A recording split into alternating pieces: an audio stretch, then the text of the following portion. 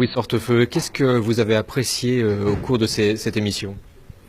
Écoutez, Soyez honnête, sans aucune flagornerie, j'ai trouvé que les questions étaient de bonnes questions, ce qui prouve qu'elles avaient été préparées.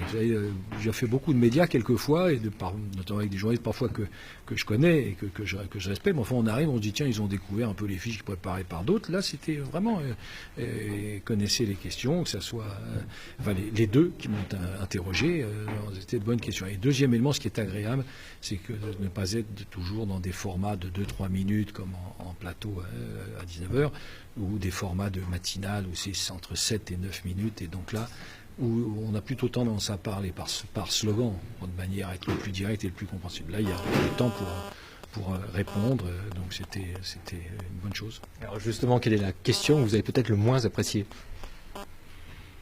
Le thème abordé. Non, il n'y a pas eu de vraies questions que je n'ai pas appréciées, parce qu'il y a des questions qui n'étaient pas complaisantes, qui n'étaient non pas faites pour être aimables, mais qui méritaient d'être posées. Donc c'était normal qu'on me les pose, et j'espère y avoir répondu. Et Yannick, donc Brice Hortefeux, pas trop langue de bois en plateau? Non, je trouve pas. Moi, je trouve que Brice Hortefeux a une image différente de l'homme qu'on rencontre, et que je lui ai dit d'ailleurs.